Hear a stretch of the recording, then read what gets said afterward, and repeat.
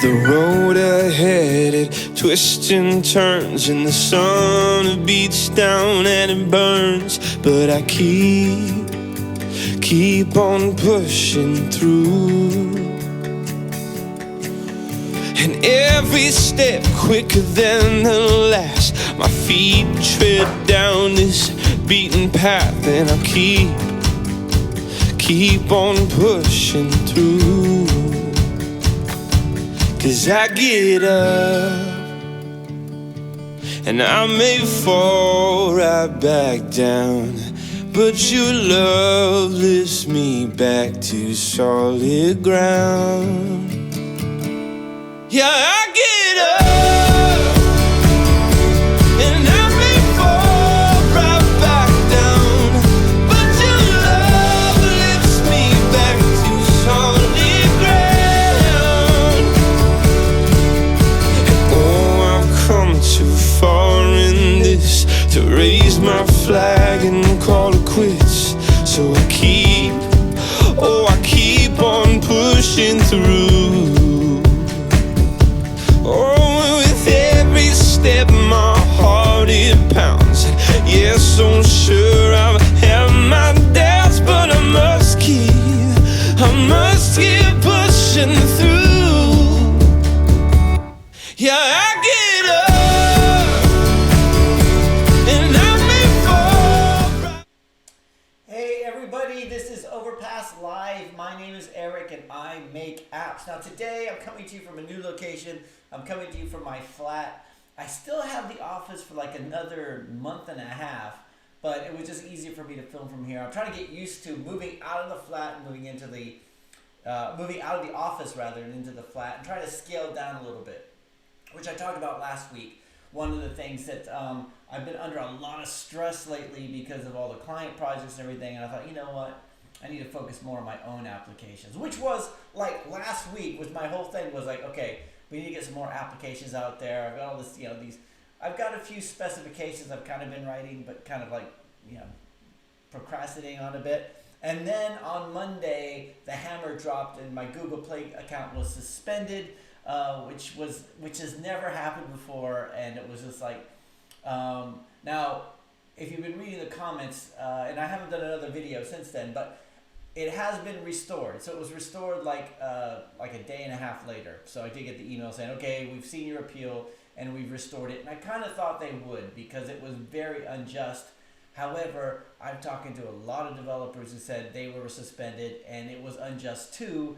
So I was like not quite sure whether or not it would come back. And there's this weird thing going on this week where it's like the foundation is shaky. It's like if you've ever been in let's say, I'm trying to think of the best way to say this. If you've ever been in an argument with somebody and then you snapped and said something you didn't mean to, or they said something to you didn't mean to, then afterwards you're like, you're on shaky foundation. You're not quite sure what you're allowed to say or what you're not allowed to say.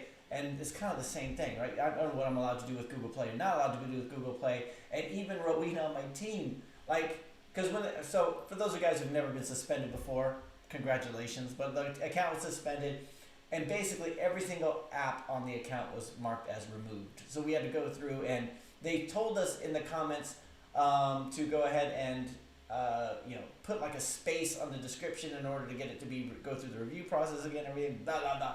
So anyway, by the way, I didn't say what I always say this week. This is a weekly live stream where we talk about whatever we want to talk about. I guess I just leaped into what's going on with me this week. So anyway, lots of stuff going on this week. We got the coronavirus going. It's gotten so much worse than we thought it was going to be. Like, I took on a contract. Well, we'll go through all that stuff. Let me just say hello to everybody. Mega Man is first. Hey, Mega Man, how's it going? James is second. Simple Galaxy 79 ABCD. Hey, Eric, how'd your week go? How's the apartment? The apartment's good. I mean, it's I've been here for, I guess I've been here a month now, nearly a month, and I'm really enjoying it. But this week I didn't go into the office at all, which means I need to go pick up my mail, and hopefully there's nothing urgent in the post, which sometimes happens. James, I need to get back in touch with you in the email. Thanks sorry about it. It has been, dude. It's just been such a hectic week. Billy says, "Hey, what's poppin'? Yo, what's poppin', Billy? See, I'm too old to say what's popping. It doesn't sound natural when I say it. You guys can hear me, right? Let's see. I should check that. Sound check. Testing 1, 2, 3. Garrix. Hey, how's it going, Garrix?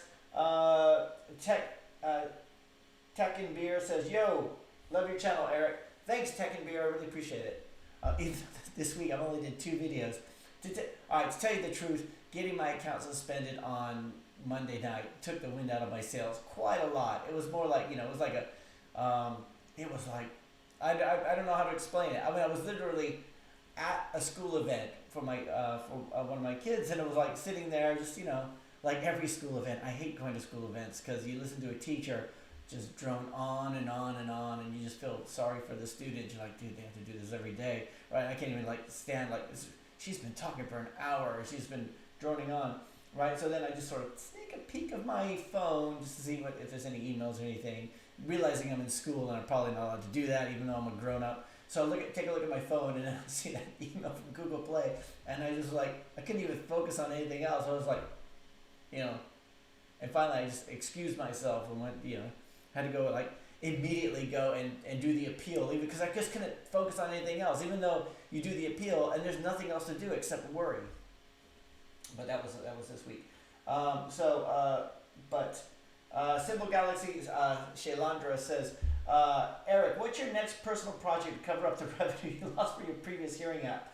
So one of the things I'm doing at the moment, and so we have all the client projects on at the moment, and I'm consciously starting to get we were taking on just as many client projects as we can handle, and then it got to the point where I wasn't even focusing on my own applications anymore. So this is one of the things that I took on a contract a few days a week now, so that at least it has consistent revenue coming in as a coder, as a developer. So which is going 9 to 5 to an office a few days a week, which I haven't done in years, and just it actually feels really, really nice. It's like you just sit down and don't have to think about the expectations of clients. I mean, you do kind of, like the one club, but you just sit there and think about, I'm going to solve this coding problem. I'm not going to lead a developer into figuring it out himself. I'm just going to do it myself, and it's kind of nice. And it's been in Xamarin, which is actually a lot nicer than I thought it was going to be.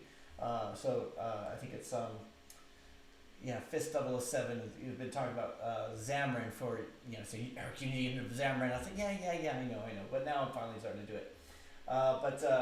So in terms of projects, that's one of the things I think taking on this contract was take my foot off the gas a little bit and just be able to think about where I want to go. I want to do more with this YouTube channel, right? It seems like I'm trailing off a little bit because I go from doing 5 days a week to doing just maybe 1 or 2 days a week, and it's something. This is the most favorite, my favorite thing about, the most proud I am is of the channel and of my apps and the company, the stuff that I produce that are it's just out there for anybody to find. It's completely 100% me behind it, and not work that I've done for somebody else. That's what I'm the most proud of, and it's just getting seeing whether or not I can put other things in place so I can continue doing that kind of stuff. Any of you guys out there who have your own applications, and again, my hearing app having been removed last year was devastating, because there's nothing. For those of you guys who don't know if you don't have an app out there that people are using and commenting about and all that kind of stuff, there's a lot of personal pride in that, even if you're not making enough money from it. So I was making I guess 180 pounds a day from my apps at one point, which was good. It wasn't enough for me. It wasn't enough to live off of, but it was still when I looked at it, and there was thousands of users. At one point I was getting 5,000 new users a day. And even though I wasn't making a whole lot of money from it, because when I say that to people, they go, yeah, but how much money are you making? But it was still 5,000 people are looking at that. The same with the YouTube videos. People are finding the YouTube channel, and it's just something to be proud of. And for those of you guys who've never done it, then I highly encourage it. And that's the drug that I'm going after. I want to be able to do more of that kind of stuff. So Kayab Marino PH says, hi everyone. Hi Eric. Hey Kayab.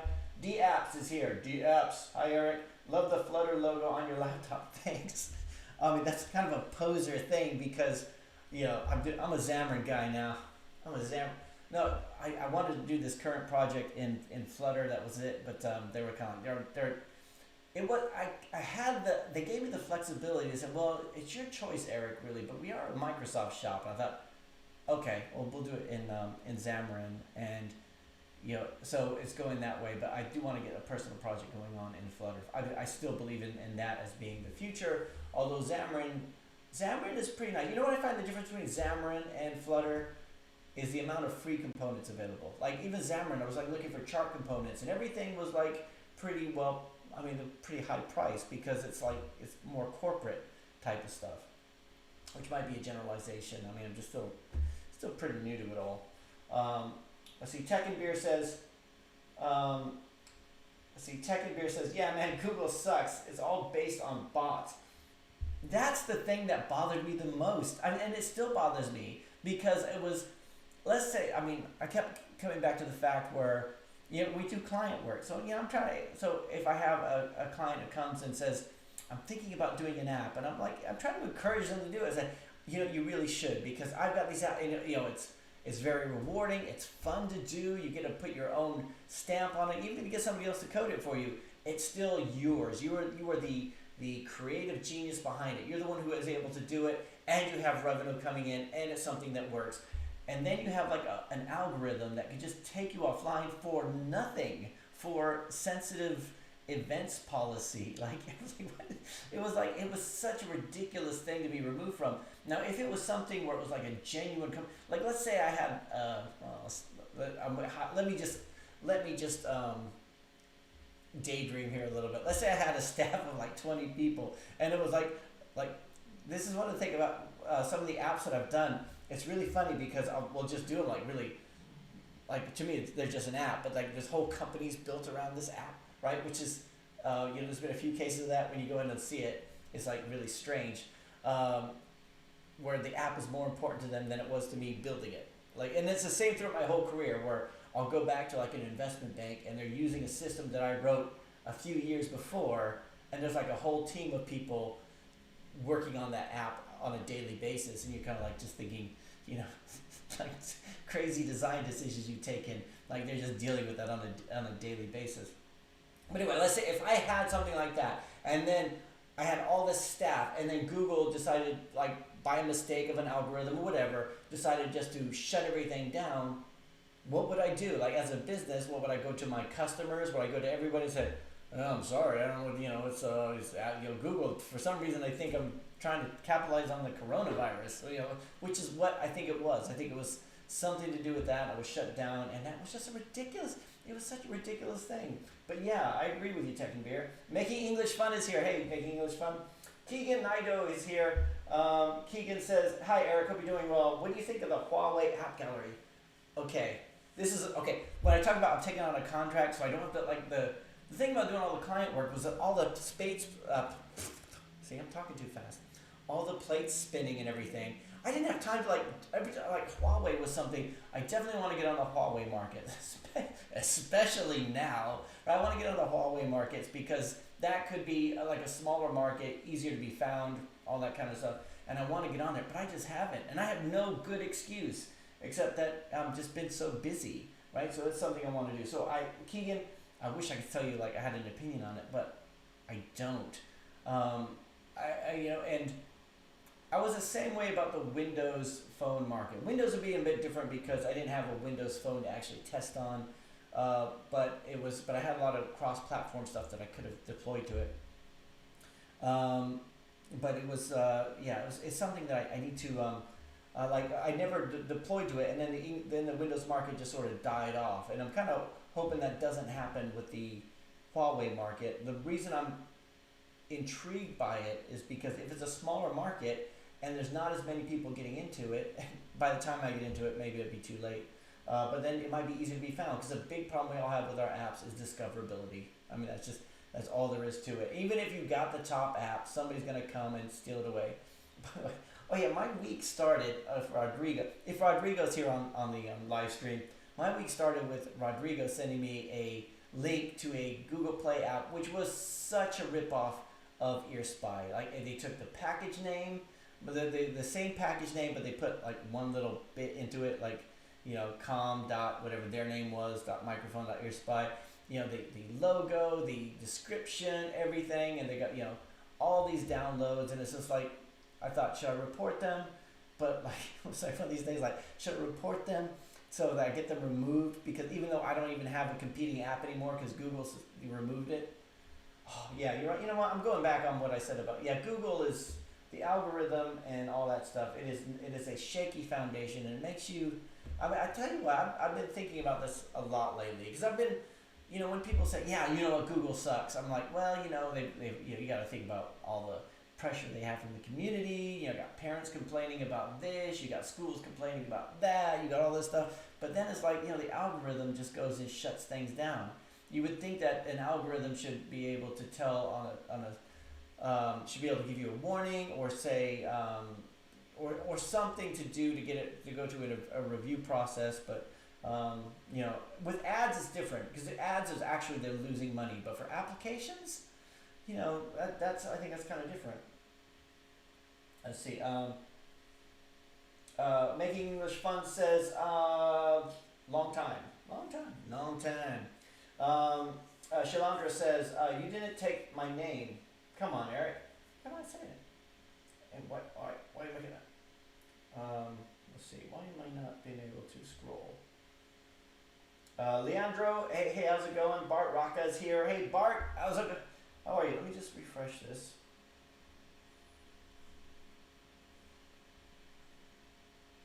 See, I'm trying to be all clever here. Gregor, hey, how's it going? Kayod Marino PH, formerly known as Azimuth PH, am I right?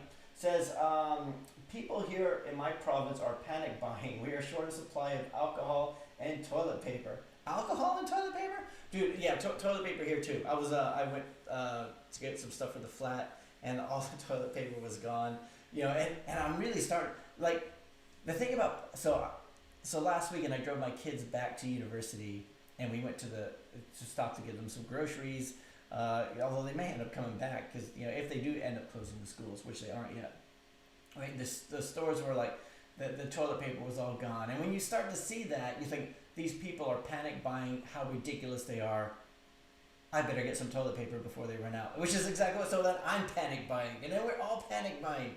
And I start thinking, what if so the whole thing with the virus this week is like, I started working this contract where I'm working from home a lot of it, but sometimes I want to go in because I just want to, show them that, that I'm part of the team and just be part of their company and kind of learn how they work and everything. And I think they're going to close their offices for a while just to isolate, but I'm not quite sure. And I think that's going to happen a lot. And even now that I've got this flat and everything, I want to go out. Like, I don't want to sit here sequestered in the flat, but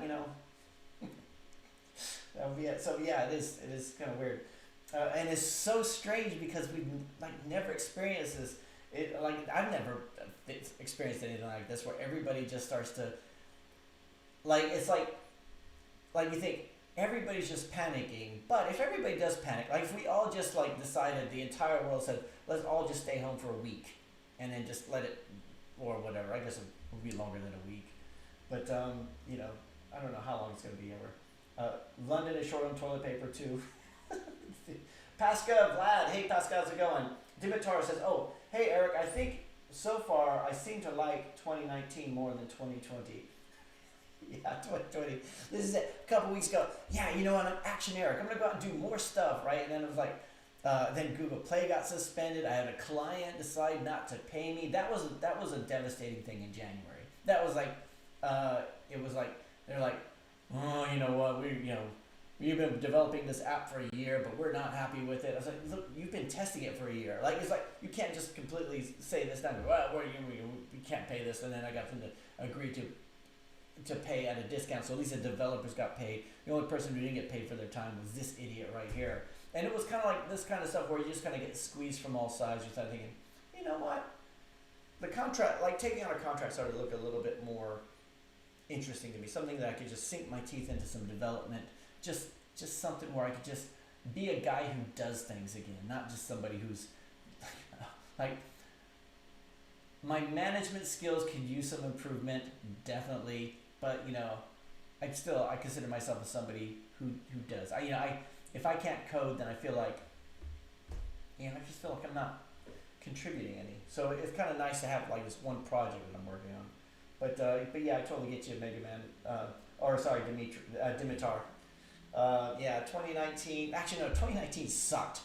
You know what? 2019 is the year that I lost my Mustang. You know what? I'm not. No, I still have confidence in 2020. It's only March, mid-March. God, it's only March. Let's see. Appabelli. Yo, Appabelli, how are you? What's up? Did the Google Play surveys? I did the Google Play survey and said they should have better dev support. Yeah, I know. I mean, I know they're overwhelmed with stuff. It's like every time they complain about Facebook saying, Facebook should monitor what goes on Facebook. You think, did you know how much stuff goes on Facebook? Or like YouTube should monitor everything that goes on YouTube. And they're like there's no time. There's like whatever, several hours, like 300 hours going onto YouTube every minute, right? There's not enough people to actually watch all that content that goes on there. So they write these algorithms, and the algorithms, they're either really, really good or they're really bad, and they're not, they're algorithms. They're not going to know. But yeah, they definitely should. There should be like a number. There should be like a number that you could say, okay, let me just get on the phone with somebody. And there's not that. I mean, for all we know, Google, like, it's just like Apple, at least I know I can get somebody on the phone if I really, really try. I can get somebody from Apple on the phone. In the comments reviews, look, I need to talk to somebody. Can a reviewer please call me? And they'll call. All right, with Google, it's like it could be like one guy doing support, or it could be an entire team of 1,000 people. We don't know because to us it looks exactly the same. If those 1,000 people are writing the algorithm, then I prefer they just pick up the phone. App Taylor says, oh, nice name. App Taylor says, hey Eric, I got a question about App Store. App Store, not Google Play. Cool. Can I publish a client app on my developer account? Of course, I've developed that app and the code is all mine. App is for a newspaper. App Taylor, probably not. They don't want you to. So I've done that once. And they did let it go through. But I've had other people, but I've tried to do it more than once, and they rejected it. What they want you to do is to get them to open up their own App Store account. So I have one. I did consultancy for somebody. They were getting this 4.3 thing coming through, and they were like, "What are we gonna do?" So I just did some consultancy with them, and basically what they were doing is Apple wanted them to prove that they were the company because they were releasing it as that company. Now, back in the day, you used to be able to release as many on your App Store account as you wanted to. So you see all these like event applications, like C-Event is one of them, where you go to their App Store account and you see like there's this trade show, this trade show, this trade show, this trade show, all on their one thing, and they release it underneath their own account. But it was 2 or 3 years ago they came out guideline. I think it's 4.2.6. Check it out. It's 4.2.6. Talks about wizard generated apps going out like that, and really what it applied to was this kind of stuff. But you probably could, if it's just one, you should. But if you want to do one for multiple newspapers, App Taylor, then you're gonna want them to do it. And part of it's not so easy. So I'll send out like a link of instructions on how to set up an App Store account, and it's one that I found years ago. It's probably not even relevant. And sometimes the client will just go, they'll set up the App Store account, they'll grant me access, and it takes a couple days, right? They'll say, what do I do about the DUNS number? And I'm like, dude, it was like 2012 when I set one up. It's like not that simple, but it's kind of like, it's also not my problem. I'll give them an instruction, they'll say, Google it, because it changes as we go, right? And then grant me access. And I've got some clients where it takes them months to set it up because they're a company and they have to go like, oh, our finance guy does this, and then they release the App Store, and it's underneath the guy's name who had the credit card. It's not even the company name, and they're asking how they can change it. I'm like, you got to contact Apple, and it can be very difficult to do, but I think you're just further ahead to do that, App Taylor. What I would do, and it depends on how your client is with this, I would try to release it under your App Store account first if you don't have a lot of apps already, just to see if you can get it through. But let your client know that that Apple could be a bit funny about it. I mean, it sounds like you don't know what you're talking about. Like I've said this before to clients. Also, I said, look, it's like Apple could be a bit funny about this. Like it sounds like I'm just making it up. I'm like, dude, it depends. You go through the reviewer. Sometimes you'll get it past the goalie. Sometimes you won't. Sometimes they'll deflect it, and then you got to set up your App Store account. But what I would do in AppTailor is use your App Store account for development and beta testing and the test flight and everything like that. So don't give it a package name of their company name. Give it a package name which is your company name. That way, if you do have to release a second version other theirs, you can use a different package name, if you know what I mean. If that makes sense. Ruchin says, any tips? We say, Ruchin says, am I pronouncing that right? Any tips? I am down 75% in the stock market. When will the stock go up? Good question. I'm glad you asked because I'm a bit of an expert when it comes to the stock market. I think you should wait 3 to 5. No, I don't know. Like, you know what? This is, okay, so when we talk about, Dimitar says he likes 2019 better than 2020, and I'm saying I still have hope in 2020. It's like off to a weird start. Like every scenario you could think of coming forward is going to be like really, really devastating. It's like if nobody can go out and if nobody can go to work, and then the economy is going to flatline, and everybody's kind of freaking out, and you can't even go to the cinema, or and we should all be stockpiling on toilet paper. This is a weird time, right? I can't see there being a good resolution to any of this. But however, I am grateful for the fact that I am a software developer, and I can work from home. Like it's the same. The same thing that makes my job easily outsourceable also makes it a lot more flexible in this time. So if I was a hairdresser, which was never really an option. Let's say if I was if we were any other job where you had to go into an office and do whatever, then at least as software developers, you can do all this kind of stuff. And there may be there may be opportunities here too. Although I could tell you in the last couple of weeks, I was talking with Rowena about it this morning, we have not got a lot of new inquiries to our website. We've got a couple, because I think everybody's just kind of like wait and see. This is worse than when everybody was wait and see about Brexit.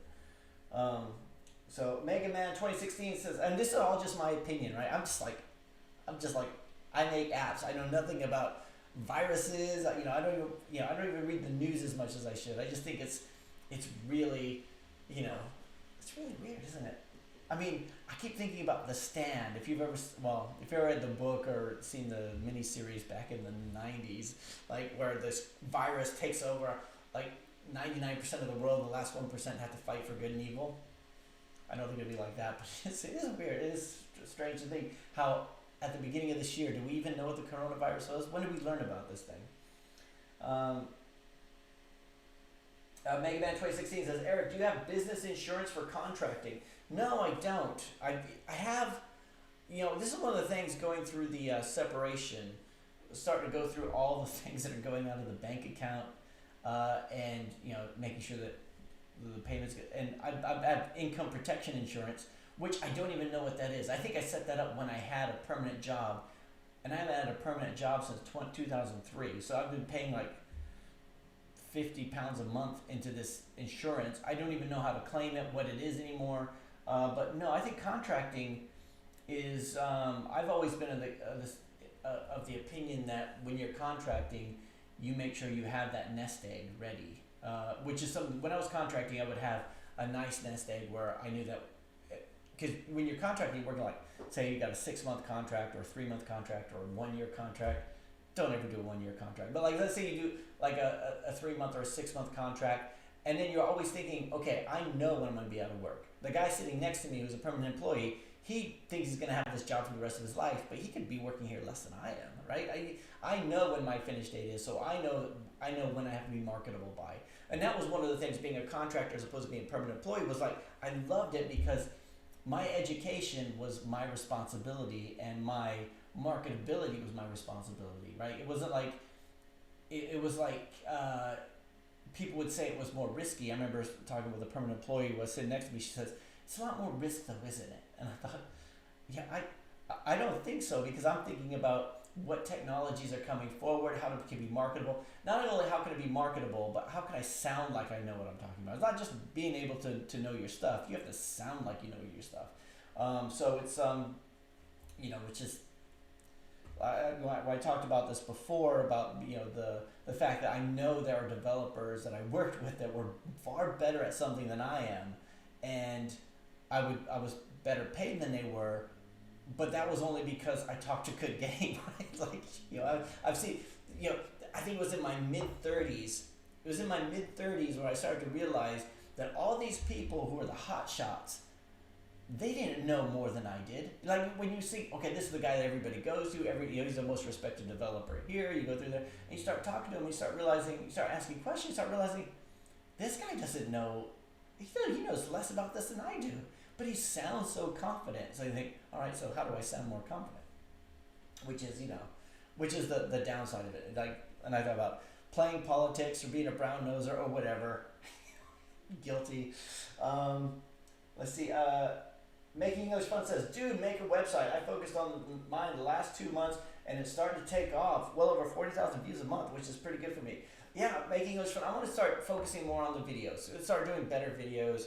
Like, and I know over the last month, it's been this whole transitionary period, both personally, professionally, all kinds of different stuff going on that I haven't been able to do it. But I really need to get into that. Also, I think I was kind of just reaching like burnout. Like I wanted so many things to go well, and then I was relying on other people, and realized, it kind of felt like I was doing most of it myself, and and it was kind of like, when you're relying on a lot of other people, it can be very, very, very difficult. So, and sometimes you're just like, dude, I just want to be like a lone person. Of course, I still have my team. I still have my team in the Philippines. I still have the team in India. They're all still doing stuff, but I'm doing a lot more delegating since I think I'm on this contract, which is nice.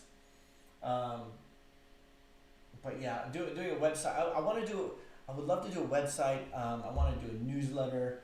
I want to do all these things I've always talked about doing. Even like if you follow me on Instagram, or if you follow Overpass Apps on Instagram, I used to do like Instagram stories every day, and for like past several weeks I haven't done any. And now I think about doing it, and I think, it's almost like that stage. It's like getting back into the habit of doing it. Whereas before I was just doing it like, okay, today I'm going to go grocery shopping or whatever. Who cares? Like, I can just talk about whatever. It's a story. It'll be gone tomorrow. But then after a while, I just start getting stage fright. Like, I don't want anybody to make fun of me. Let's see. Pasca Vlad says, how to earn money if I'm under 18 and I know how to develop mobile apps. I want to make a little amount of money from my passion. Pasca, you should start making apps now. Start putting them onto the App Store and the Play Store, and you know what? Do the Huawei Store. Screw Google. But you should do it, because by doing, you're gonna get better at it, right? You're gonna even if you, every app I've ever done, the expectation was I was gonna make some money from it. It wasn't always the case, but I get better at it doing it, putting stuff out there, right? But if you do it purely for the purpose of making money from it, then you're gonna be like all these other guys who are putting rubbish out, like the copycats that are copying my applications. Like you're just gonna, but if you put something out there, like you want to be better as a developer, also thinking about your marketability, like going forward. So when you're over 18, like when you're after you finish university, after you finish doctorate school, whatever you end up doing, even if you don't go to university, right? And you're going out there onto the job market. Let's say you're, what you're doing to produce apps and put stuff out there is going to make you more marketable, right? Imagine the story you could tell saying, dude, I've been making apps since I was 16 years old. I've been making apps since I was 17, right? I've got however many apps on the App Store. I've had this many downloads, right? I know exactly how this works. My first application, this is what I learned from it. My second application, I learned this, and this from it. But I think it's, Pasca, I wouldn't worry so much about making money, although, yeah, try to make money from it. I mean, it's your passion, you should try to make money from it. But if you go straight for making money, you start looking for, where's the most money to be made? Let me go find this course from this guy who sells Kindle ebooks, or let's find this guy who does email marketing. Let's find this guy who does Amazon affiliate links, whatever. And then you start going down that route, and you just put out derivative stuff where you're copying everybody else, and you could, like, as a software developer, you can put something out there that's truly, genuinely yours, right? You can put it out there, and not even think, what will people like about this? Think about, what would you like about it? So I mean, one of the things when I did the Ear Spy one, it was just an idea that I had, and it was like I kind of hoped it would do well. Like in my wildest dreams, I hoped it would do well, but it was also just mine. So like I was the only one who could decide. Okay, let's put let's put like I want to write an article about it. So I wrote an article about about Spy. We did a Spy newsletter. It was just like, let's put that in there. It wasn't like thinking what would be the logical thing to do. It'd be like, no, what do I feel like doing? And then one of the things we did was put on it was caution, eavesdropping can cause hurt feelings, or something like the result of hurt feelings, which was something that I remember a lot of people commenting on, saying, you really embracing the creepiness of it. Yeah, it kind of was. Travis Brunch. Hey, Travis, if you're still here. I know I talk a lot, and I'm way behind. Travis says, I'm almost done with app stores. Every time I upload, they always write back to me update versions or the new TOS. Meanwhile, my HTTP site on GitHub pages from 5 years ago is still there. Travis, I'm the same way. I feel like giving up. I feel like, this is not worth it. But then I think, if you were working another, so many different industries are that way. Like they're like on a hairpin trigger. Like let's say, this whole stuff with COPPA, it's not just affecting app developers. It's affected like YouTubers. It's affected all kinds of places. GDPR has affected all kinds of businesses across the UK. Some of them couldn't even survive past it because they had to make all these changes. You talk about these people who do PPI. Like, what always gets me is like the government will come up with something like you can claim against PPI or whatever, and then all these companies sprout up, and they focus on this one thing, this one temporary thing that they're able to do. Or R&D tax credit is something I get contacted about, right? There's all these things out there where they are, and I think the best thing you can be is flexible, right? As an app developer, when you have, okay, going back to what I was just saying to Pasca, like if you put out loads of applications, you should remove the ones that don't do well, like, because it's the best thing you can be is flexible, right? Just being able to turn on a dime, right? The nice thing about, you know what I like about being small? I don't mean small. I mean, you know what I like about being a developer, where I have my team in the Philippines. I have, so I have responsibilities. But it's also like coronavirus happens. It's like we could zig, and we can zag, or even like I'm just fed up with client projects. We could, let's go a different direction here. Let's try something new. Whereas, you don't have that kind of flexibility with other professions. But I totally get what you're saying, Travis. But what's the alternative? I'm asking you. I'm genuinely asking you because I'm trying to think. What is the alternative? What are we gonna do? Like, it's, is this gonna be a temporary thing where the App Store and the Play Store are gonna get better going forward, or are they just gonna get worse? I mean, my assumption is they're just gonna get worse, right?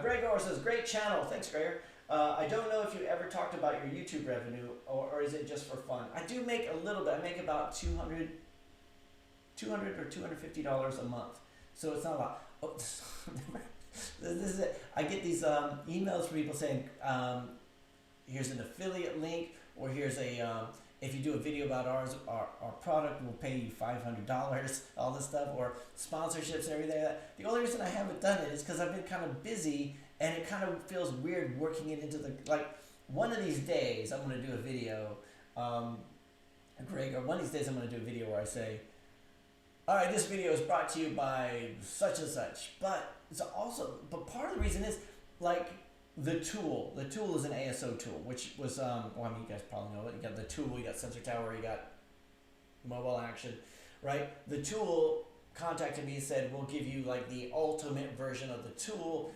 with everything, which is like, and they tell me the retail price of it, which is like, whatever, $5,000-$6,000 a year or something like that, which is like already ridiculous, right? So they said the retail price is this, and everybody you can do an affiliate link, and everybody who signs up, you'll get a certain percentage of what they spend on it, and then you can get, and then you'll continue to get the free one or whatever. They gave me a year's free of this, and all I had to do was go through and evaluate it.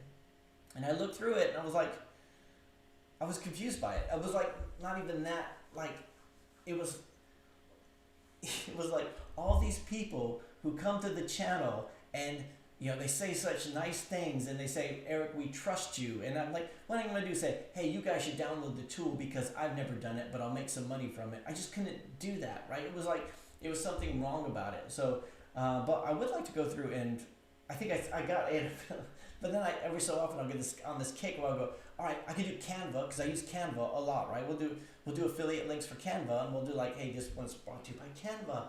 And, but then I got a link from them and everything and all that stuff, but then I've never done it. Like, it's just one of these things I need to work in. But so I think that's the way to go for revenue. But right now I just do the ads at the beginning of the video, so it's like not that much.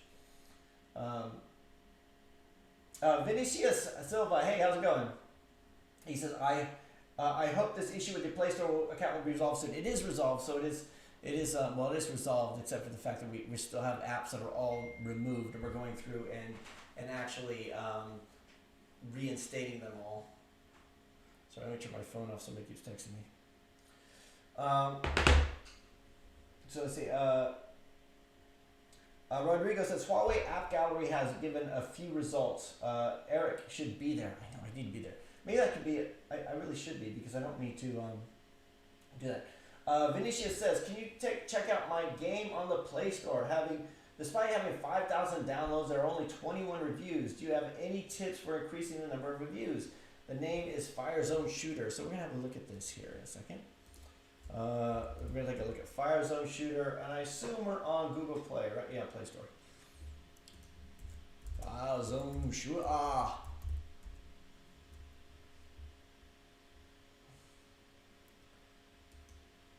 Okay, so let's go to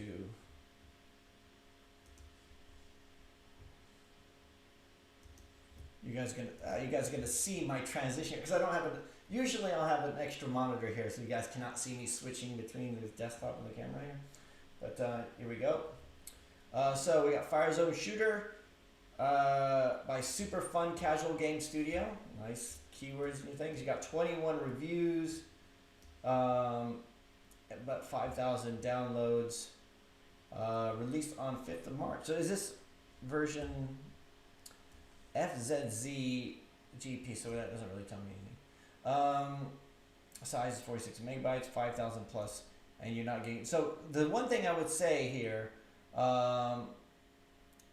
in terms of getting more reviews, is you have to ask for the reviews. You have to. If you're not doing that, have the annoying pop-up that comes up. But what I would do is try to take it somewhere else, because I get the pop-up all the time on applications, and you just close it immediately. You're like, nope. Hey, want to leave a review? Nope. And it's because who wants to do that? Like, why would you want to stop? Like, you're using the application. Why would you want to stop and go to the end, and then leave a review? So let's see. We got. And in terms of this, Fire Zone Shooter, 5,000 downloads. If you're happy with the downloads, we won't talk about like the icon or anything, although if it's working for you. But I would try different icons and different screenshots and stuff too, and definitely put a video in here, because it looks like you could do really cool things with the video. And if it's unique, this might be something with a nice 3D shooter that you could put like a YouTube video out there, or something like a pre-roll YouTube ad. And just do like a nice video that goes out and do that. But what do the rest of you guys think? Go back to this. All right, so see, you guys can see how I work the whole thing. Let's see. But yeah, Vinicius. Rodriguez says also catapult market. What's the catapult market? ATA Checkpoint. Shout out my name. ATA Checkpoint. Let's see. John Mollahan says, "Hi Eric. Hope you're keeping well. I'm doing really well. Thanks for your email this week. Update on my AdSense situation. My account is still disabled, and no news of my appeal. However, pleasantly surprised at how well Facebook ads are doing. Yeah, John has been telling me a lot over the weeks. I'm saying Facebook ads, you definitely need to get into those. And I was like, yeah, you know, I got AdMob. I'm fine with AdMob. But you know what? This is it, the shaky foundation. Dude, I need to do that. I need to panic buy and go out and do different ad networks. The Engine says Google is very bad with customer services. By the way, your mic is very quiet. Is it very quiet? Sorry about that. Can you guys not hear me okay? Is it this new setup? I'm not quite sure how well it's all working. Let's see. Making English Fun says the issue with Huawei is one where is to get into China, you have to jump through so many hoops. I'm on Huawei, but only for the rest of the world. I know even on iOS you have to do like fill in all these forms and everything for the Chinese government, and they're like the forms are in Chinese. They don't make any sense. They're like completely ridiculous. But Plaska Vlad says, how much money if I'm under 18? How do I develop mobile apps? I want to keep them on money with my passion. I think we answered that one. Break Turn Corner says, wondering how app sales are going / trending amid virus. Yeah, for me, because my stuff was pulled, I don't know. But I do know there has been a decline over the past few weeks. I would imagine, though, they would do better, right? Because they're at home, right? We're all going to be sequestered. We're all going to be, like, bored. Like, you know, I think Netflix is going to do really well. And all these other kind of, like, and I would imagine stuff that is, you know, the pursuits that we're just, you know, we can't go out. If we can't go out, what are we going to do? But yeah, I'm the wrong person to ask because we're still like re-enabling all of our apps this week. Kumar Ashaka Singh says, but yeah, the rest of you guys like comment in there if you know. Kumar Ashak says, how can we make app investment in our mainstream because we always have the risk of terminations? Yeah, I mean this is entirely, and this is something I think Google has to address, right? This is one of the reasons I put that video out, because I nearly didn't put the video out, because every week I talk to people, it was like, my account's been terminated, what do I do? And I'm like, I've had app suspensions, and like, you know, when you have an app suspension, it's like you're really scared to do anything afterwards, right? And usually you haven't done, like, if it was because I was like copyright infringement or something like that, yeah, okay, I can see that. Or even with the ear spy stuff, I wasn't breaking the rules, but I can see how it was kind of like, you know, like it was kind of dodgy. Like maybe I was pushing the envelope a little bit there, but like if they could just take it down for like no reason, or they like on the Apple side of things, if they could say your apps are too similar to each other, you need to combine them into one application. You're thinking, I'm not doing anything wrong. I'm using your guys' market. I'm following all your rules. I'm doing everything you guys want, but I want this to appeal to different users for different reasons, right? I'm not, you know, it's like everybody does this. We're reusing code and we're putting things out there for different markets that do different things. They're going, no, they're too similar. You gotta put them together, right? It doesn't matter if this one's meant for mechanics and that one's meant for pregnant mothers. They're too similar. You have to mix them together, right? You're thinking, that doesn't make any sense. I'm not doing anything wrong, and that's the whole thing where it doesn't, you know, where it's as a free market, it's not a free market thing. Like, imagine if you own two businesses. One is, you know, you're a barber shop, the other one is shoe repair, right? And then you know somebody comes over. Well, it's got to be one shop, you know. So you know you can't call this one shoe repair workshop and that one the hairstylist. You have to move, you know, call them shoe repair and hairstylist, right? Because that's just the way things are, right? That's not open market. I know it doesn't make any sense, but this is one. When we talk about like the nice thing about the web is it's free and open. Well, I mean, you still rely the web is free and open. You still rely a lot on Google, right? Like let's say you have a website that's doing really well. You don't have to go with the App Store policies, but then Google decides just to not index you for whatever reason. Like they take you off Google, then you have to go around Google to get people to find it, which is a lot of power that Google has over you.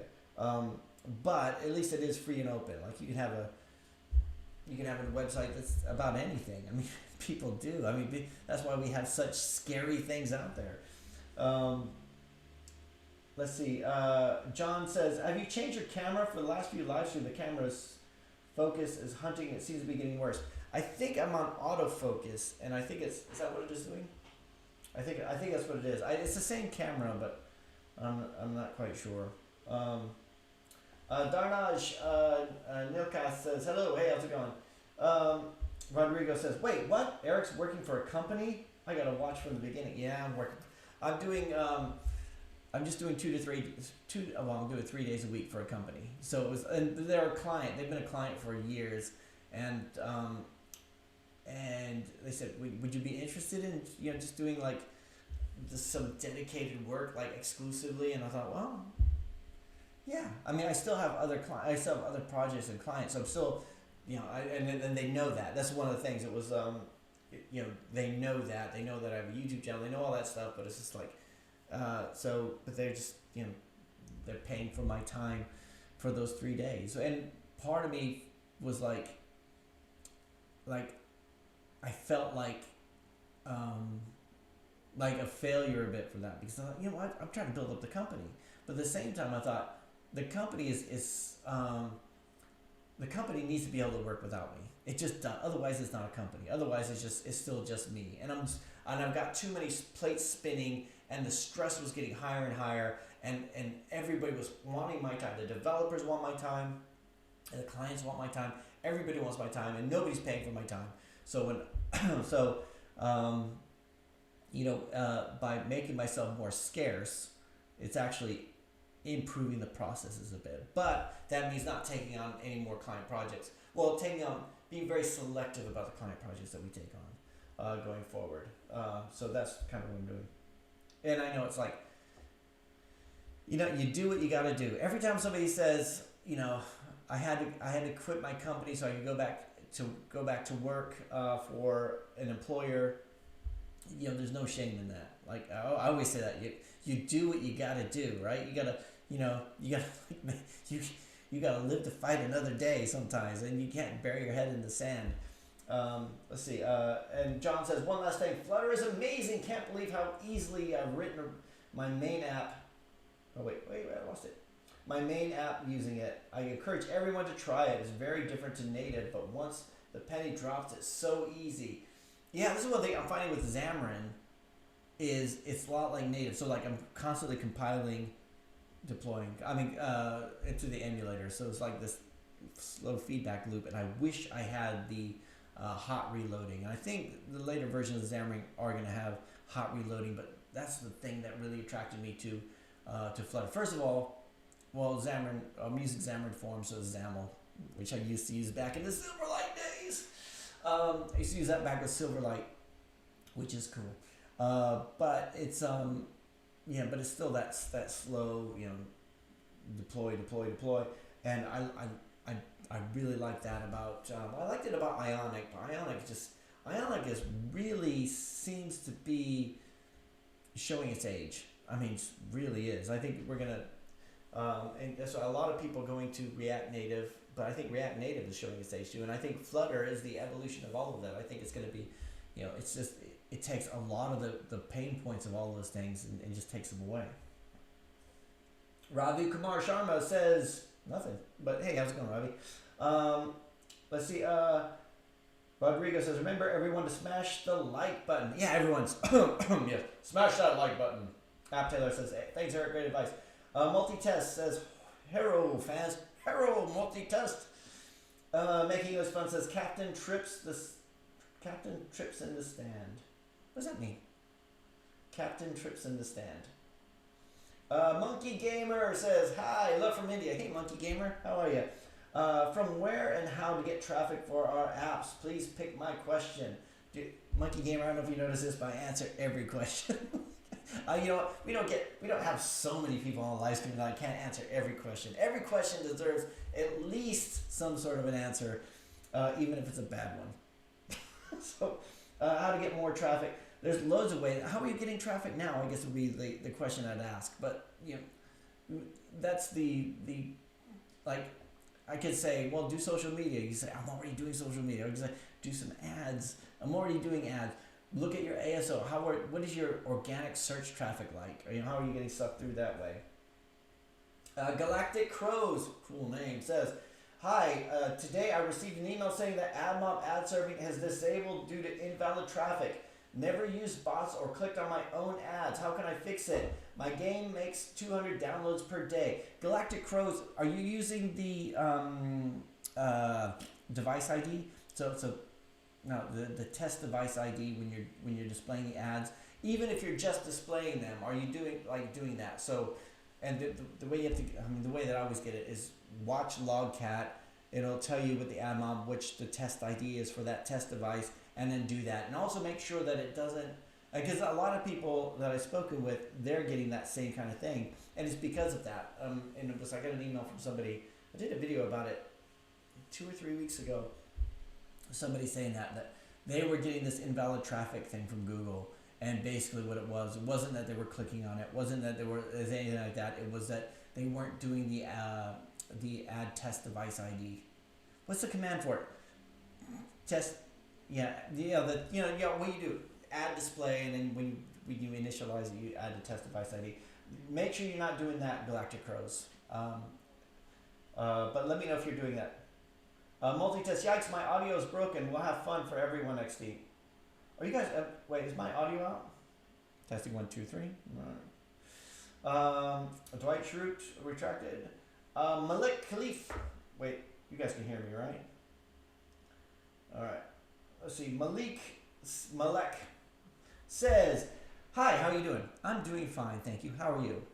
I'm sorry for your account loss. It's back now. So this is what I need to do another video to say it's back. But it kind of sounded like it was like I'm still angry about it. Like even though it's back, I'm glad that it's back. I'm still like I'm kind of in shock a little bit. So and so many people said on the comments of that video that why they're afraid to make any changes. Like it's like, and I think that's me too. Like, dude, I want to put another app out there. Like I don't want to touch anything now. Because I don't know why. Like if I understood why the last one was suspended, then that would be something. But I didn't. Sorry for the account loss. Do you think that an app, the app market is boom? Too much competition, and advertisers prefer YouTube than apps to show ads, so that's why eCPM is decreasing. I think that eCPM is decreasing because there's a lot of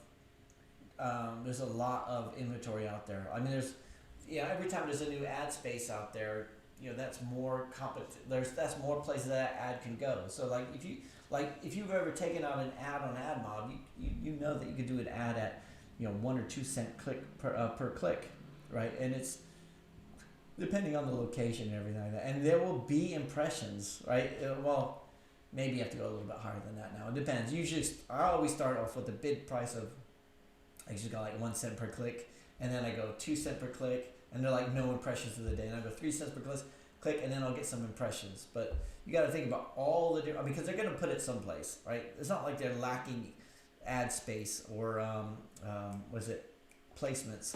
They're not lacking placements out there. There's like loads of them because of all the apps out there.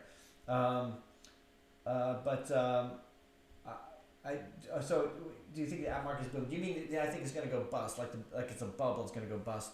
I think it has, but I don't think we're at the end of it. I think there's still going to be more applications out there, but I think it's all this. All this rubbish out there, I think it's gonna start to trail off. I mean, it is trailing off. I mean,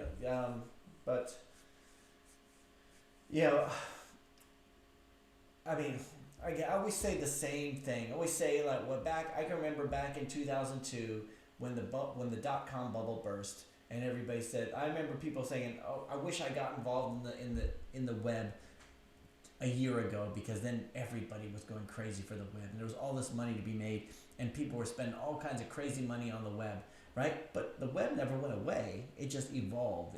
People stopped getting crazy about it. People stopped buying domain names for hundreds of pounds or hundreds of dollars, thinking that was going to be how people found them. People started putting out like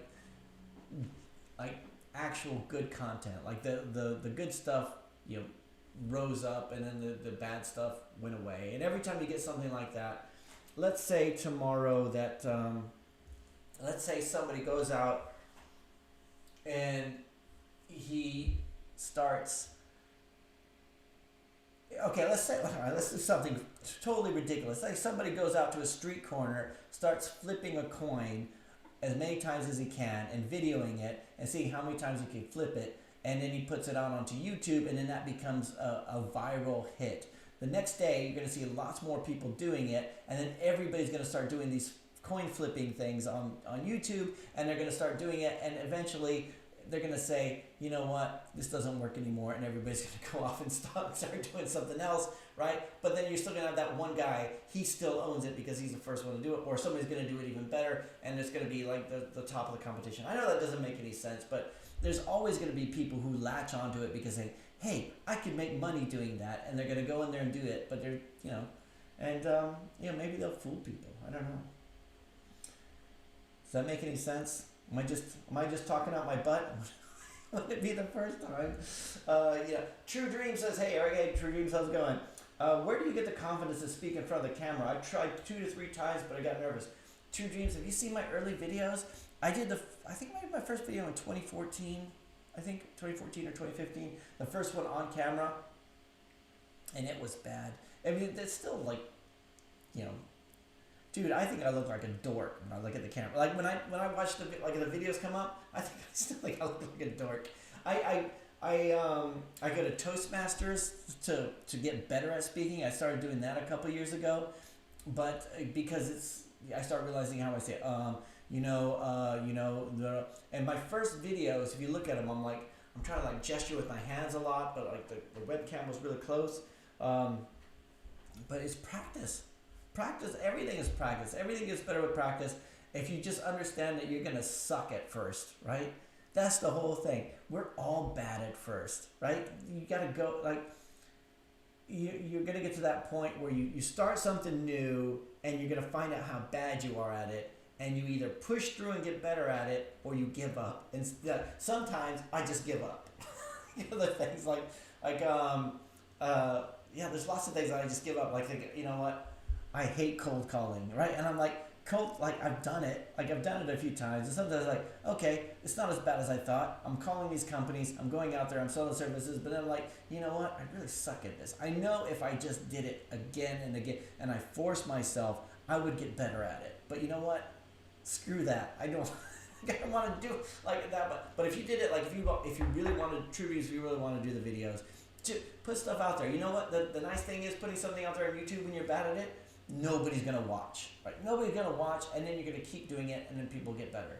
I remember when 5 people would watch my video, and I knew my videos would have 5 views, and 2 of them I know were me. And it was just keep doing it. The nice thing about doing it every day was it got me over that thing. And even now, when I stop doing it, the fear comes back, and I start thinking, oh, maybe I start overthinking it. And I think, no, I just need to turn on the camera and start talking, right? And then sometimes I'll do it 2 or 3 times. I'll talk about something, I think, oh, that was I don't even know what I'm talking about anymore. So then I'll start it again. But I'll try to think about what I want to talk about and talk about it. But everything, everybody all of you guys out there could put YouTube videos out there. You might say, oh, I hate the way I sound. I hate the way I look. Me too. It's just, push through it. If it's something you want to do, push through it. If it's something you don't really care that much about, I don't care that much about cold calling, you'll give up. Let's see. Rodrigo says, Eric, all you need to do is sign up for an Amazon affiliates and then link the books you recommend to people you read. You know what? Okay, so Rodrigo, the thing with the Amazon affiliate links, and maybe some of you guys out there can help me with it, is I keep setting it up. But you have to have a different one for the U.S., a different one for the UK, different one for Italy, different one for you can't just have the .com one, and that's one of the things. It seems like I need to set up one for everyone, and then how do I? Because I got viewers all over the world. Because I do have an Audible account affiliate link, which I got a year and a half ago, and I never used it because it was only for U.S. users. And I know some of you guys are in the U.S. Hey, if you're in the U.S., put in the comments that you're in the U.S. so I just see. Although I can check that. I'm savvy. I'm analytic savvy. What was I? Aiden Mack. Hey, Aiden, how's it going? So 2020 in the UK: Brexit, storms, flooding, coronavirus, FTSE at its lowest since 1987. Looks like a recession. Looks like opportunity. Yeah, I guess let's see. This is one of the things we should all be looking at. This, like, what kind of opportunity can we get from this? But all right, so here's something that always pops into my head, like the sinister part of me. That little devil on your shoulder pops up, thinking, I could tell people, hey, you lost your job, you need an app. You need an app for passive income. But really, I know, like, but I couldn't do that because I know you know how difficult it is to make it on the App Store and the Play Store, right? Like, it just, but if that were the case. So, but that's, I think but there are probably other opportunities out there without taking advantage of the desperation of others, which is one of the reasons why I don't do the promotions and stuff too, is because a lot of these ASO tools and stuff, I think at some level, they take advantage of the desperation of app developers. Nobody's downloading my app. All you need is this tool. All you need is our ASO service for $80 a month, and then we could, and we'll give you this thing that you don't know how to use. Appavelli says, have you watched the show called Devs on Hulu? It's very good. No, I haven't. Appavelli, is it? I haven't seen the final season of Silicon Valley yet, but I've seen all the ones before that. And that's what I like. What other dev shows do you guys like out there? So we thought, dude, I can't believe we've been doing a live stream for, we've been doing it for like 3 years. We've been doing a live stream a long time, every week. And I can remember we were talking, you guys were telling me about Halt and Catch Fire, and that was an awesome show. And so Halt and Catch Fire, Silicon Valley, what other dev shows are there out there? But I'll have to check out Devs on Hulu. I don't have Hulu. I'm not in the States. Let's see. Vinicius says, thank you, sir. No problem. Shoaib Ali Sher says, we are facing the problem of ad limit from AdMob. Is there any solution? Please advise. Okay, so are you doing stuff with the, are you putting the test device ID in there? That would be the one thing I'd check first. And what kind of information are you getting from AdMob? Because it's difficult to say with just the ad limit what it could be. I'm hoping you have a bit more information on the email. It's kind of like if you've ever worked support on an app. If you ever worked like in an office and they say you need to answer the support line, and you have people call up saying it's not working, and you go, well, are you getting an error? Yeah, the error says it's not working. Yeah, but what specifically does it say? It just says it doesn't work, right? And like they won't tell you like the details, and like as a troubleshooter, you need as many details as you want. Ideally, you want them to go into the console and be able to check the logs and all that kind of stuff. But they don't have the ability to do that. Or you say, I can just like plug in a USB cable and run Logcat. They're not going to do that either. And then just watch the stream of stuff coming back, and then find something that looks like it might be a Java stack error. If only you could tell your users that. But like every time you try to find some more, like as developers, well, many times we are detectives, we are troubleshooters, we as much information as we can. So when you say ad limit, if you have any more information from that email, it'd be great to hear it. True Dream says, Eric, do you think coronavirus will affect our app and game industry? I don't know. My account was shut down because of it. That was weird, but I don't know. A good idea says, Overpass, how do you stream live?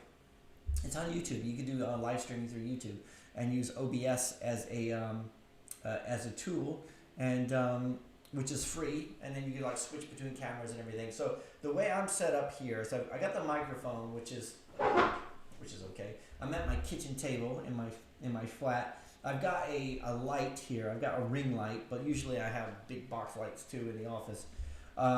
And I've got my webcam, which is further away. So I used to do all my webcam on my computer, so it was much closer, but I try to style it up a little bit. I remember once somebody complaining that I was standing up all the time at my standing desk, and that. And then we've got music that we use and all that kind of stuff. So which we get from. So the music I'll get from Artlist.io. The graphic at the beginning was designed by Sandy, our designer, a few years ago. Although she's, probably we need a refresh of that. Maybe we shouldn't call it Overpass Live. Maybe we should call it Dr. Eric's House of Apps and dating tips. Let's do dating tips now that now that I'm on the market. That's that would be too cringy. That'd be too cringy for everybody. But oh, Eric, the idea of it makes me laugh though. Rodrigo says, didn't check this, but I'm pretty sure the ECPM increased after government started closing all the business in schools because people at home and watching ads. Really? I haven't checked it either. Jignesh says, which ASO tools are best for startup Android apps? My favorite ASO tool is App Annie, and it's free. Right? You could go. I've used Sensor Tower. I've used the paid versions of Sensor Tower, Mobile Action. I've had the full version of the tool for a year, and a lot of these tools, they'll say, "Oh, we'll do the keyword research for you. We'll do all this kind of stuff," but they don't give you anything else besides that. And all of it is,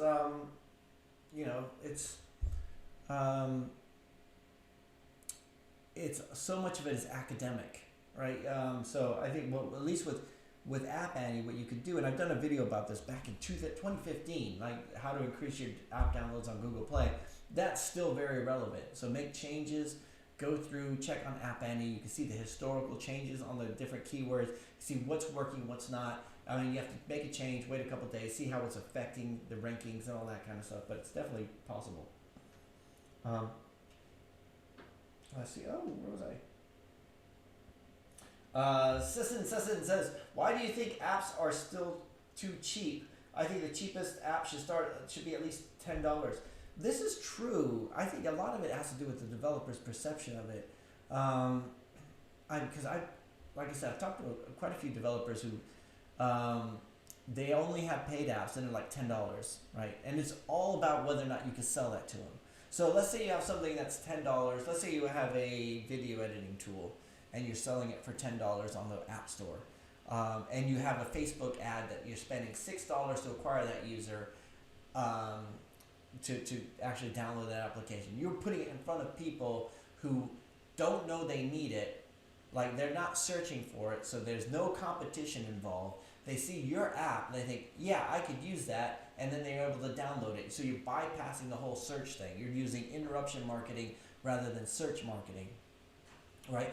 That's working for some people, right? Whereas because even if you had like a video editing tool or whatever your app is, let's say you start charging $10 for it, and there's going to be somebody who comes up with a competitor app and they're going to do it for free or $1, and they're going to say, hey, mine's cheaper. And in the search algorithm, that's what people might look for. So that's, if you could charge enough for it, if you charge $10 for it, then you could do ads. You can afford to do ads. And that's what I was doing before I got suspended and nothing. Betty Haynes says, well, greetings from the U.S. Hey, Betty, how's it going? So, I miss the States. I mean, I would travel back there, but there's a travel ban. I guess there's not a travel ban here from the UK, but my goal, Betty, one day is to move back to the States. But for now, I'm just in the flat. Appavelli says, Mr. Robot and Person of Interest are good shows. Person of Interest, is that a developer one? Mr. Robot, yeah, definitely. I watched the first season of Mr. Robot, which I thought was really good, but I haven't watched season 2 or season 3. However, as we were isolating ourselves, maybe I might do that. That might be one to look into. Cassium Studios does anything. Rodrigo says, are you on the dating market? Asking for a friend. No, that's, I'm not, I kind of, you know what, one of the things that so there's 2 apps that people always ask me about, like clients and, when they get prospects and stuff, which are Uber and Tinder and the different variations of them, right? And I never use either of them. Now I've seen Tinder and and Bumble and different ones, so I'm able to see that. I still haven't used Uber yet, and I think I need to. It's not like I could go to London and use Uber. I think I could go to Oxford and use Uber. So I need to do that just for the experience of using these applications as an app developer. As somebody says, I make apps, I should at least know how these things work from the user perspective rather than just Googling it online. But yeah, so I'm kind of, I'm not, I'm just enjoying being, like, not. I'm just yeah. I'm enjoying things. I guess that's all I'm gonna say. Ravi Kumar Sharma says, please review package name com.casimstudio.piano. All right. I think the Play Store has links to getting. I think Play Store links are getting removed. I can't say. How do I search this? com.casimstudio. Share my screen. Gonna share my screen. You see it? com.casimstudio. Piano. Look, I'm typing like an old man. Let's see piano. Oh, Alright, let's just do.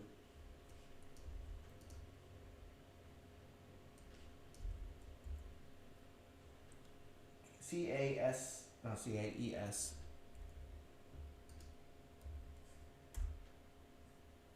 Okay, here we go. Piano Real Sounds Virtual. So this is Ravi Kumar's application. Piano Real Sounds Virtual Online Learning. 18 reviews. We've got a video here.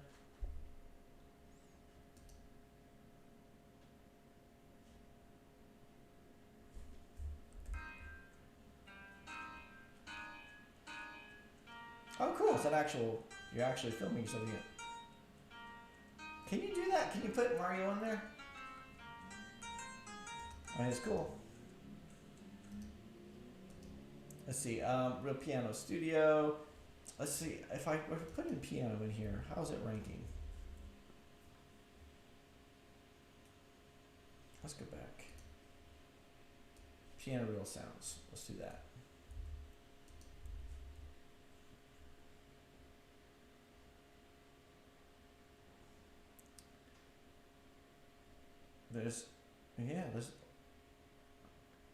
There's a lot of competition on here, Robbie. Let's have a look. Learning made fun. Dual mode more fun. Twin mode for partners. Rainbow keyboard mode. I like the way you say mode. That's like a very developer thing to say. Such and such mode.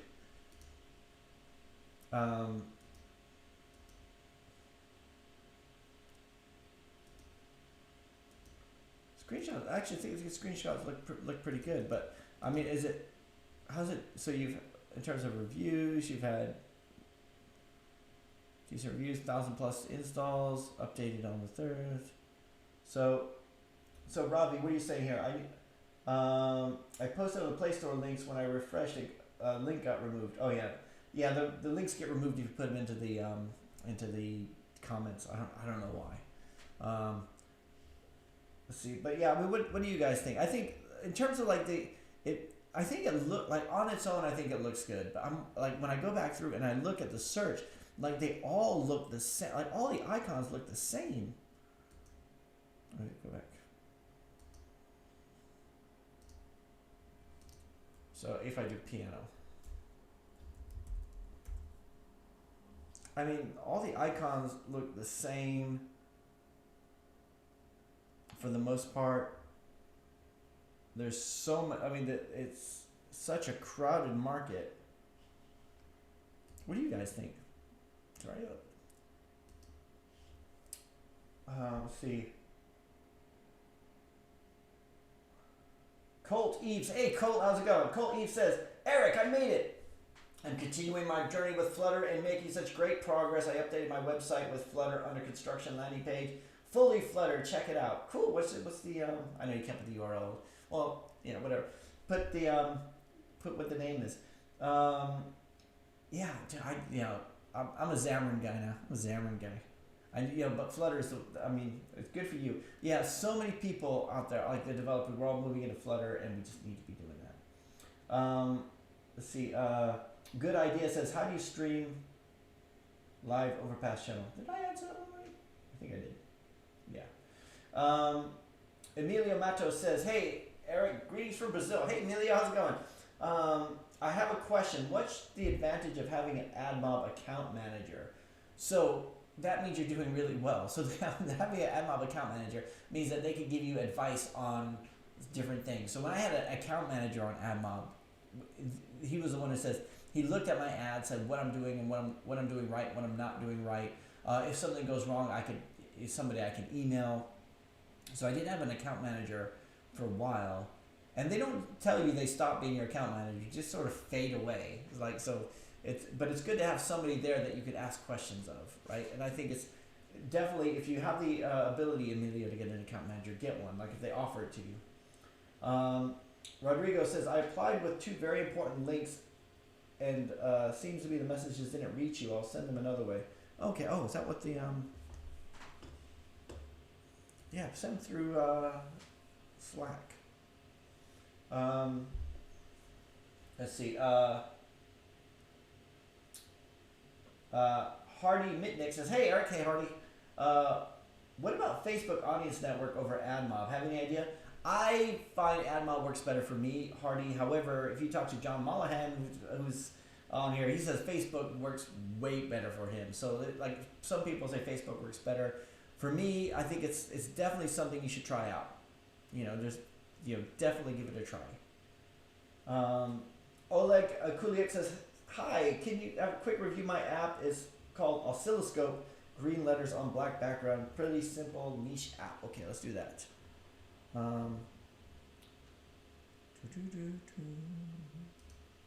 we go. All right, so it's called Oscilloscope, and there's OSC. This is like the spelling bee. Oscilloscope. OSCIOO. Oscilloscope. Green. It's got green letters on black background. Is this it? Is it We Run the World? This one. All right, Oleg, is this it? I just want to make sure I got the right one. Oscilloscope Run the World. Cool. Oscilloscope Real-Time Audio Spectrum Analyzer. A waveform sound visualizer. Cool. What's this application for? Oscilloscope quickly evaluate audio signals. Have more. Cool. I think it looks cool. I think for me, like I don't know. Okay, I have an audio app. I had an audio app. Well, and I still do. I have the paid one that's still on there. But so I don't even know what an oscilloscope is. So I think that would be good for the screenshots. Like if you had something on there that just said like what does it? Because I think this is really good. What's the application for? Whatever. But if you had something on here to say kind of what it does, because really you have something here which is very, very technical. I mean, this is like if you knew what you're doing, like if you were a practitioner, you would use that. But let's go back. Oscilloscope. So we did a search on that. We've got lots of applications with the same name. So it could be something that you were to add some other words to it, some other keywords to the title, if that's possible. And again, that kind of goes back to what an oscilloscope is actually used for. Oscilloscope sound analyzer, or oscilloscope noise detector, or oscilloscope. So something else that other people would be searching for, like the layperson, and how they would use it. And then maybe even using something where it wasn't just the screenshots itself, but maybe some people, like it depends on what it is, but like you find some stock images of somebody, holding their ears, or the sound is too loud or whatever, and have something that you were actually able to show the benefits of the application as opposed to just what it does. But I mean, it looks pretty cool. I mean, I think, but again, it looks very scientific. Like it looks way over my head in terms of usability. But I mean, but if you're a scientist, then maybe it's exactly what you need. But it all depends on your target market, I think. Josh Adams says, what's the target conversion rate for pro version purchases? For me, it was like 0.2%. Like for every 100 users, how many of them buy the pro version? For every 100 users, for me, it was like 0.2. It was like, but it's it depends. It depends on the price and like what the pro version does. Like if pro version, if all it has is remove ads, that which is the thing that we put in to begin with, because lacking imagination, you want the free version to be as useful as possible, but you also want that upgrade to get other stuff to be there all the time. So like a constant reminder that you have to, like, always remind them they have the free version. Like, never be like the free version should be usable, so they keep it on their application. You still make ad revenue, and you have multiple occasions to get them to upgrade, right? If they uninstall it, then if they uninstall it because you're saying, well, you didn't upgrade in a week, then you don't get hardly anything, then you're never going to get the chance to do it again. But if you can keep them using the application and keep reminding them of the fact that you're only still using the free version, so you're going to get this ad, you're going to get annoyed, and you're going to get this thing, and you can have much more features if you have whatever it is. So if it was like if it's the oscilloscope, like let's say of like the oscilloscope that we just looked at, let's say, I'm sorry if the focus keeps going. Sorry, slow it. So the oscilloscope application, let's say you have like some of the gauges there are there for the free version, but then you're able to upgrade to see even in more depth what it is, or historical, record the history or whatever. There's other things you could do in there that would be useful. For me, on the EarSpy application, we had record MP3, which was kind of like, no, we really needed that, but we also had the enhanced equalizer, which you had a few more bars on the equalizer, and that was something that actually did, like, it was a useful application, but they actually did have a way to upgrade it. So but yeah, Josh, Pro means no ads, more features, could also be called remove ads or premium version. Yeah, it's for the remove ads, it doesn't work as well as you hope it would, right? Because it's like people would just like, if you could pay to remove ads from television, would you bother? Like it depends on how bad the ads were, right? So it's but if you say, like, okay, let's just take a TV show. Let's take I'm gonna use Walking Dead because it's been around for ages and so things come to my mind. Let's say if you were to pay $5 a month and watching Walking Dead, they would remove the ads. Or let's say it's like $1 a month, right? When you're watching Walking Dead, no ads, right? You'd be like, yeah, kind of whatever. But let's say if you pay $5 a month, you get to see an extra half hour. That would be completely different. You'd be like, yeah, actually, I would do that. I don't want to miss out on this, right? So it's like removing the ads. It's almost like I don't mind seeing the ads because everybody sees the ads. Like, but if I'm missing out on something, then that's something entirely different. At least that's my opinion on it. Emilio says the AdMob team just offered us an account manager. We've been doing great with rewarded ads. Maybe that's the reason. Yeah, Emilio, definitely take the account manager. Talk to them. Right. All they're gonna do is give you advice. Right. There's no down. I can't think of any downside, Emilio. In fact, good for you. Good for you for doing that. Oleg says thanks for the advice, Eric. Josh Adams says, would you be hesitant about having interstitial immediately after opening? I need to do because my users click on notification, look at screen, and then leave. So if I show interstitial after, no money. I did that initially, and I think that was a problem with that, because I think it was like, why did I stop doing that? I can't remember if I stopped doing it because it wasn't allowed to anymore, or, but yeah, I mean, I stopped doing Josh, I did the same thing where I had the interstitial ad come up there immediately between the splash screen and going to the main screen. I'd have the interstitial ad, and my revenue went up a lot. But I think I got them removed temporarily because of that. And check the guidelines on it, because I can't remember if we removed it because of the guidelines or not. But I mean, I used to do that, and we stopped. And I think it was because I think the problem was it was resulting in accidental clicks, and we got it temporarily removed, and I had to release another version. It wasn't like a suspension; it was just like a temporarily, or it shut down. They shut down the ads, and then I had to like scramble around to change the code. But yeah, that's definitely something that I've done. Fod Memo says, Eric, can you review this app? Package name, light.fast.blinking flashlight. A flashlight app. All right, we'll have a look at this. But then I'm gonna have to get going and eat something. Although I'm just gonna walk. So my kitchen is right behind the camera. Like so much different than before when I go get pizza. All right, light the fast blinking dot flash. Oh, fast dot blinking flashlight dot flashlight.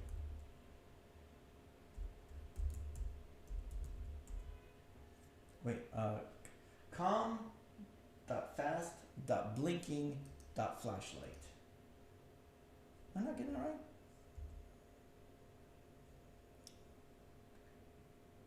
Oh, sorry, light dot flash. Oh, that's com.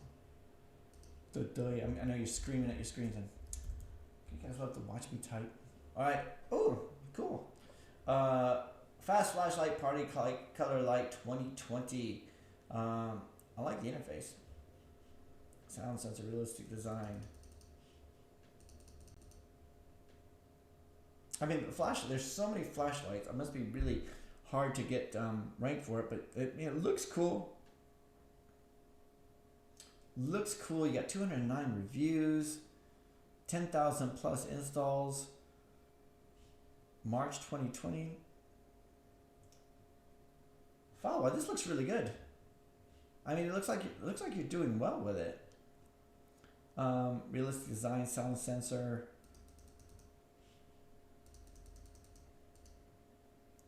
I think it looks cool. Compass built in. How are you ranking? Dun, dun, dun, dun, dun.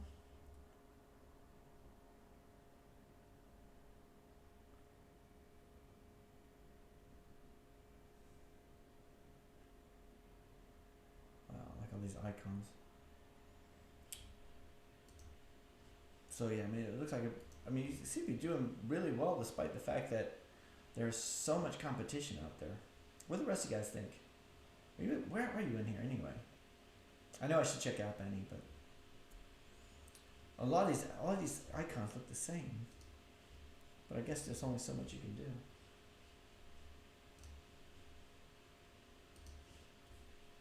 Let's see. Leo Fonseca. Last week we talked. There's a good idea.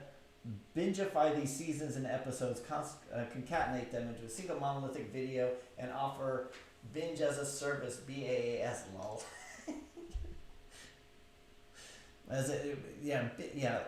Binging television shows. What's the one? Yeah, so lately I've been watching Star Trek Picard. So they come out every Friday here. I think they come out Thursday in the States. So watching that, it's finally after episode 8 this week. It's finally starting to get okay, but it's been like watching paint dry every single week. The same with Better Call Saul. Like I can't watch these shows on a weekly basis. I need to binge them because nothing ever happens in these shows. Seem to be moving along so slowly. Trinity Studio says, "Hi Eric, I'm so happy you've gotten your account. Thank you very much. I saw mine. Although it's like shaky ground. It's like thinking I don't want to touch anything now." After Playmageddon 2018, it's been so hard to get organic downloads. I can hardly get any downloads without spending on AdWords. Any idea what methods or alternatives we could do to boost downloads? I think it's really going to be the ads are something you're going to have to do. The organic search, I think, is still going to be possible. But the thing about organic search is with competition is that when somebody searches for your app, even if your app is at the top, you still got all that competition there. With ads, at least you can put it in front of people without the competition being put in front of them too, because you're unless you do search ads, which I never quite understood. If you ever search for an app and then see an ad for that app above the app, it seems like a waste of money that they would do that, just to show up at the top of the search rankings. Whereas if you're on some other platform and then they see your ad, then they basically introduce them to the concept of your application, and nothing to do with the competition. The same way that that anybody would sell me anything. If somebody would sell me a bike, if I went to a bike shop, I would be spoilt for choice. But if somebody said, Have you ever thought about getting a bike? We have this bike for sale or whatever, and they're showing me this one, then I'll be, unless I was to say, okay, thanks for putting that idea in my head, I'll go search for it on my own, which could be the case too, but I don't think it's very often. And then finally, I'm going to say that Josh Adams, is there an easy way to just convert one unit of measurement to another without having to call a completely different API endpoint? Like my app is called Weather App, and people want Celsius. No, you should, Josh. To go from Fahrenheit to Celsius, you should just be able to do the calculation within the application, right? So it's like if the API, I would think, Josh, you should be able to do like something that simple. Like if you go from feet, so like we've done this a lot in applications where we got from feet to from kilometers to feet, and vice versa. So you do the calculation. It's fairly simple to do. In terms of just having a function within your application, and the API can return whatever it wants to return, and you just have to make sure you have those other things. Something like that is fixed. If it's something different, which is variable, like currency, like a currency conversion rate, then yeah, you would have to do another API call in order to do it, because that data is always changing. But if it's something that's fixed within your app, then no, I don't think you should have to. And finally, Eric, overworldinnovations.com is what I've so far loving Flutter and completing good certification course and learning. Okay, let's do the last thing. We'll check out Colt's website because we just hang out. We're just hanging out here, right? We're just chilling on a Friday night. So this is what you see the window behind me. You see it went from light to dark. This was like the first time this week I've done that in a while, where I work in this client project where I just sat down and coded something to overworldinnovations.com, and it was like that beautiful feeling of working on something, be so involved in the code that you don't realize it got dark outside, and you look up and you're like everything's dark around you. You're like, oh, you probably should turn some lights on, and oh cool, site currently under construction. Nice, Colt. Cool. All right. So everybody, I hope you. It's late, but I'm learning. It's not late. Look, everybody's learning. We're all learning. Good for you for doing it. Hey everybody, thank you so much for joining the live stream this week. Thanks for all the support on the YouTube channel this week in terms of the cancellation of the Google Play account. I really appreciate it. It made me feel so much less alone. All the comments and the kind words you guys all said. Thank you for joining the live stream. And good luck with your apps this week. Don't let my misfortunes discourage you in any way. Although just be wary and stay safe, stay healthy. Don't go outside. Wash your hands. Don't touch your face. I'll talk to you guys again next week. Bye.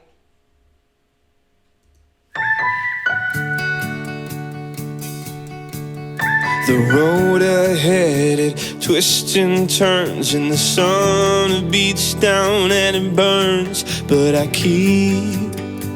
keep on pushing through.